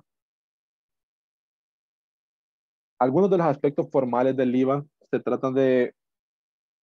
son relacionados con la obligación de presentar como la declaración del IVA, lugar y plazo para presentarla, y el plazo que también el IVA se puede modificar. Empezamos como una obligación para presentar la declaración, el cual en el artículo 93 de la ley del impuesto, transferencia de muebles y la prestación de servicios establece lo siguiente. En el artículo 93, para efectos de esta ley, el periodo tributario será de un mes calendario. Como le decía antes, usted tiene un mes para poder tener el IVA. En consecuencia, a los contribuyentes y a los responsables que tienen que pagar y recibir el impuesto les dan un plazo de un mes para que ellos puedan salir con todo lo legal. E igualmente tienen que liquidar el impuesto a pagar o si corresponde liquidarán el remanente del crédito fiscal no deducido del débito fiscal del respectivo periodo del mes que le dan a las personas. Como segundo punto, lugar y plazo de requisitos para la declaración y pago. Según el artículo 94, la declaración jurada incluirá el pago y deberá ser presentada en la Dirección General de Impuestos Internos de la Dirección General de la Tesorería en los bancos y otras instituciones financieras que están autorizadas por el Ministerio de Hacienda. Es decir, en cualquiera de las oficinas de estas instituciones del país, de entre los 10 primeros días hábiles del mes al periodo del tributario correspondiente, que es el mes que se le brinda, deben ingresarse los impuestos retenidos o percibidos por los agentes de retención o percepción que tienen las empresas. Otro punto también es el plazo para la modificación de la declaración del IVA. Según el artículo 102 del Código Tributario, habrá un lugar a subsanar los errores a los requerimientos que se refieren en el artículo antes dicho por parte de los contribuyentes, mediante la presentación de una declaración modificatoria ante la Administración Tributaria de los dependientes o las entidades autorizadas para recibirla dentro del plazo de 2 años, a partir del vencimiento del plazo para presentar la declaración. Es decir, si alguien no declara bien la renta, evade algún impuesto, tienen el plazo de 2 años para contactar a una empresa que es autorizada por el Código Tributario, el cual van a poder poder arreglar esos conflictos legales que tienen con el IVA. vamos a hablar también acerca de la retención del IVA. ¿Qué es la retención del IVA? En el artículo 162, en el inciso 1 y 2 del Código Tributario, se señalan que quiénes son los agentes de retención y cómo se calcula la retención. Y viene siendo prácticamente que todos los sujetos que conforman la clasificación afectuada de la administración tributaria, ostente de la categoría de grandes contribuyentes, adquieren bienes muebles corporales o sean prestatarios o beneficiarios de servicios de otros contribuyentes. Es decir, los sujetos designados como agentes de retención deberán realizar la perspectiva retención indistintamente de categorías contribuyentes. También existe un punto que se llama percepción del IVA. ¿Qué es la percepción del IVA? Pues en lo que representan los agentes de percepción, se establece que todos los sujetos pasivos que conformen a la clasificación efectuada por la administración tributaria ostenten la categoría de grandes contribuyentes que no pertenezcan a esa clasificación. Es decir, para ser destinado al activo realizable del impuesto de transferencia del IVA, que son bienes inmuebles, también podemos incluir ahí la prestación de servicios del IVA, le recae el 1% sobre el precio neto de la venta de todos los bienes transferidos realizados por dicha persona o institución. Como siguiente punto, les voy a hablar también acerca del plazo que una persona puede tener para presentar el informe mensual, el cual decía que tenemos un mes de espacio para presentar el informe. Y también acerca de una percepción o un anticipo a cuenta de impuesto del IVA. El plazo de los informes del artículo son quizás un mes y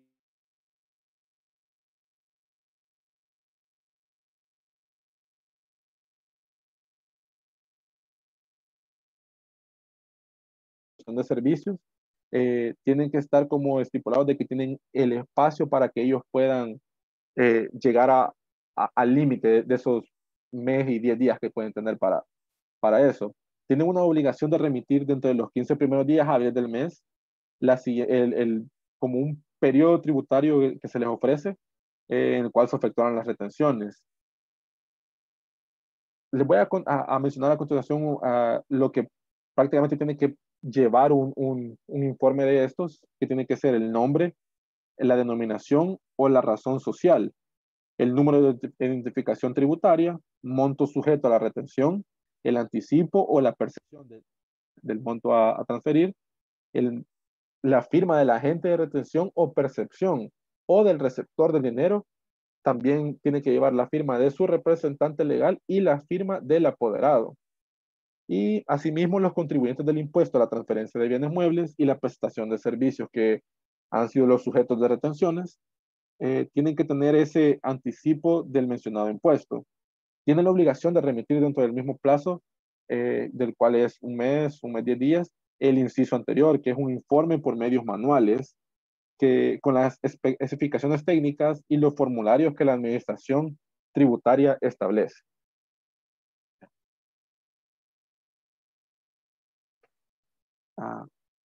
Bueno, pues licenciado, mi parte es hasta acá de la exposición.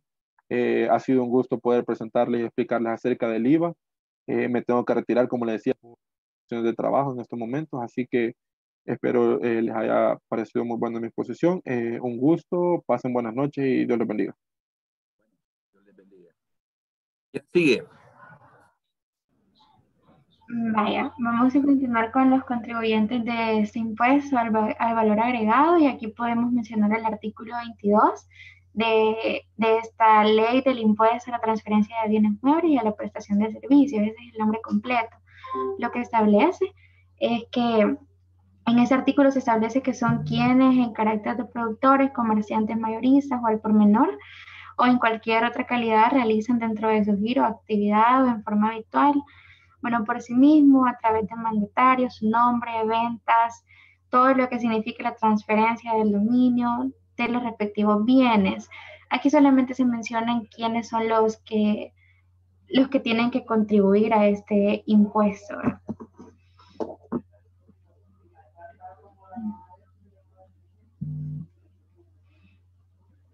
La declaración del impuesto al valor agregado en general trata de que los contribuyentes que están inscritos a ese valor están obligados a cumplir con sus prestaciones tributarias y que deben pagar a la administración tributaria una cantidad del 13% sobre la base imponible, es decir, sobre la cantidad monetaria de los diferentes hechos que generan el impuesto. Estas declaraciones tienen como fin controlar las actividades de comercio y a través de las cuales el Estado obtiene los fondos para que puedan cumplirse las diferentes obligaciones. Está la declaración del impuesto al valor agregado, está en el artículo 93 y también tiene apartados como los sujetos pasivos o deudores del impuesto, los que pueden ser exentos, también los servicios que son exentos, otros y algunas sanciones para cuando esto no se cumple, que están establecidas en la ley tributaria.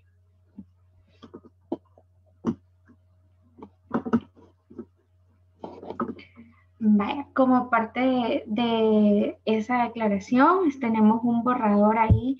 Es de una empresa que declaró en el año 2017, pero lo que podemos notar son los diferentes apartados, ¿verdad? El apartado A, lo que tiene es la identificación del contribuyente, donde uno pone todos los datos en sí de la razón social, del nombre, de la denominación de la empresa.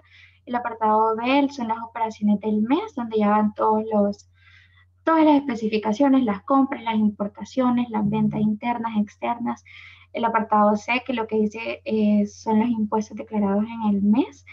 Aquí ya se declaran los créditos, débitos, todo tipo de eso. El apartado D, que lo que menciona es una determinación del impuesto, donde van remanentes, donde va la percepción, retención, los anticipos, los excedentes, el impuesto a la IVA por las operaciones sobre las declaraciones que modifica, todo esto para poder sacar el total saldo a favor del contribuyente, el total del impuesto por las operaciones del periodo, el total del impuesto por operaciones de periodo, menos tal las acreditaciones, total de retenciones y de percepciones y así. Para poder llegar también al apartado E, que es lo que dice el área de recepción de declaraciones, donde ya va el nombre y la firma del contribuyente, y también tiene que ir la firma y el sello del receptor autorizado.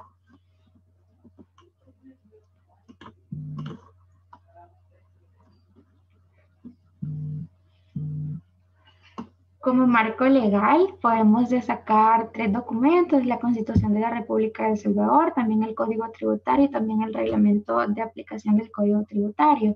La Constitución de la República es en donde se encuentran estos tributos, estas disposiciones, por ejemplo, en el artículo 131, 223, 230, 231. En el Código Tributario es aquel en donde se regulan las relaciones jurídicas tributarias que se originan de los tributos establecidos por el Estado. Es decir, que en este se basa el marco jurídico unificado que regula las relaciones entre el fisco y entre los contribuyentes para que se puedan garantizar los derechos y también las obligaciones. Y en el reglamento de aplicación del Código Tributario es donde se establecen ya de forma general y obligatoria todos los alcances de aplicación del Código Tributario, a efecto de que se le facilite a los sujetos pasivos el cumplimiento de las obligaciones que están establecidas en dicho código.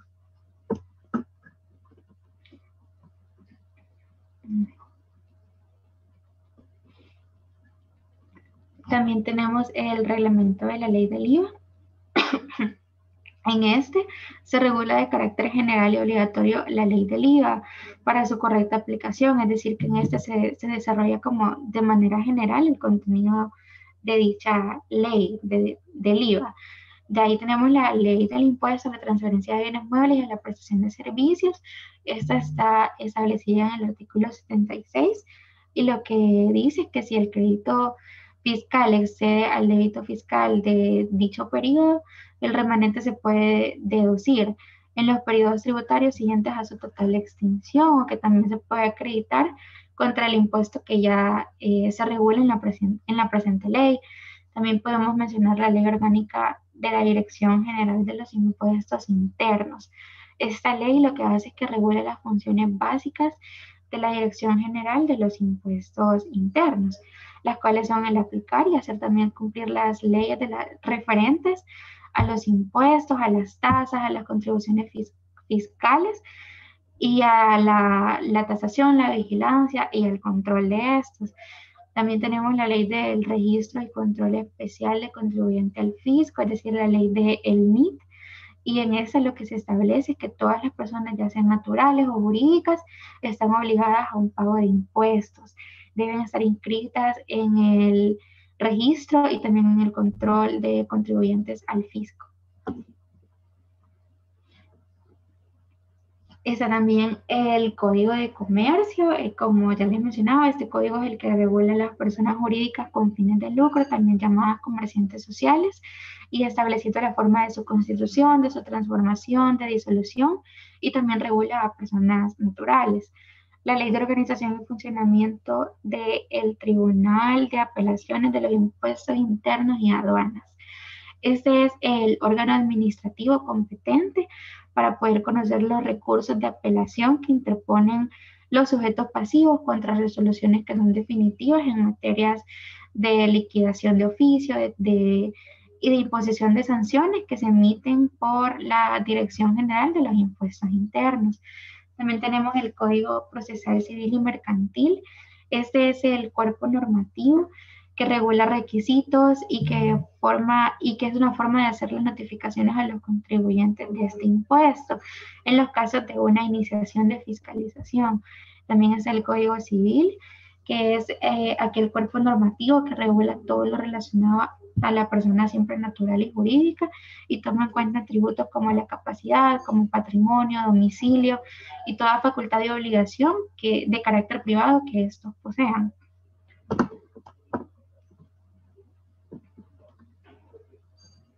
Las obligaciones formales de esta ley están establecidas en el artículo 86 del Código Tributario y también, bueno, y lo que dice es que ahí deberán inscribirse en el registro de contribuyentes los sujetos pasivos de conformidad a los supuestos establecidos ya en el Código Tributario. Y también se establecen en los contribuyentes del impuesto que están obligados a emitir y otorgar diferentes documentos como el comprobante de crédito fiscal que está en el artículo 107, la factura en el 114, ticket en el 45 y más documentos legales que se pueden establecer.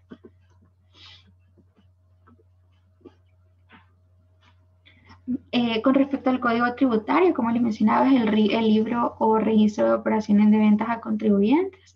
Tenemos el artículo 85 y este se desglosa en el libro o registro de compras de los contribuyentes, en el libro de ventas a consumidor final y también como una base legal los libros de IVA. El libro o registro de compras de los contribuyentes está en el artículo 86. Y aquí se identifica el mes al que corresponden las operaciones y con el encabezado del nombre del contribuyente, con el título del libro, con el NRC y se detalla como en columnas. El libro de venta a consumidor final es aquel reporte de ventas totales, diarias y parciales. Y las especificaciones de estas están establecidas en el artículo 47. La base legal, es decir, los libros de IVA, son aquellos que se utilizan para registrar a diario las operaciones en los libros, los saldos de los libros que sirven de base para elaboración de declaraciones, y las declaraciones que deben presentarse, aunque no dieran lugar al pago de impuestos.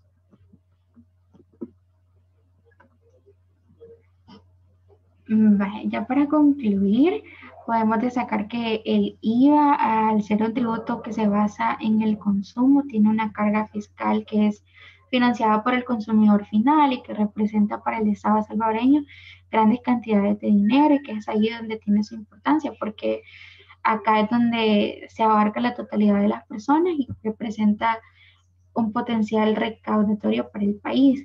También podemos destacar lo de la ley de IVA que está existente en nuestro país porque es importante porque rige principalmente las facultades y las obligaciones de cada contribuyente, de cada persona, ya sea natural o jurídica. Y también podemos decir que las leyes o esas normas tributarias son esenciales porque son las que obligan a todos los contribuyentes a que cumplan con sus obligaciones tributarias que les son impuestas para poder así evitar que estos incurran ya en delitos o en evasiones fiscales. Esto ha sido todo por parte de mi grupo. Si tuvieran alguna duda, estamos aquí para cualquier cosa. Gracias por su atención.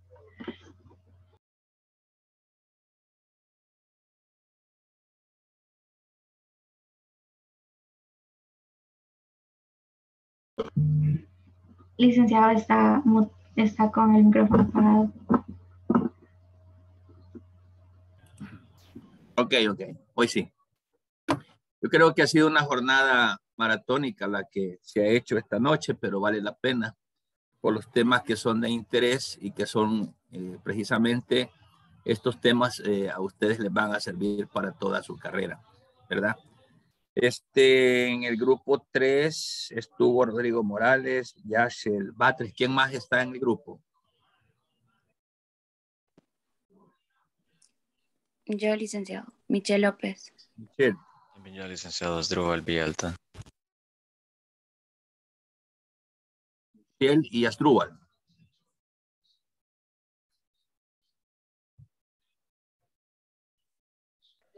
Sí, licenciado.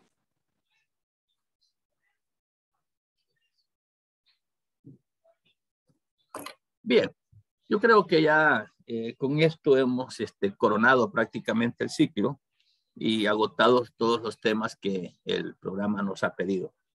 Para mí ha sido un gusto estarles sirviendo a ustedes. Es una experiencia más con este grupo y agradezco la atención que cada uno de ustedes ha presentado. Andrés García ya se fue a dormir, quizás, vea, no.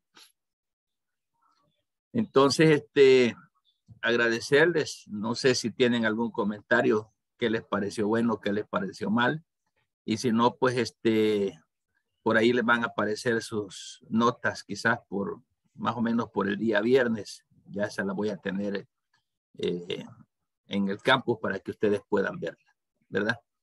Así es que llegamos hasta acá, último día de clases prácticamente, de verles, y cuídense mucho, pórtense bien, no anden saliendo, el virus anda por ahí, estudien y les deseo éxitos en su vida profesional. ¿Ok? Buenas noches. Muchas gracias, Luis. Muchas gracias, Luis. Buenas noches. Buenas noches, Muchas licenciado. gracias, licenciado. Buenas noches. Gracias por todo. A sus órdenes.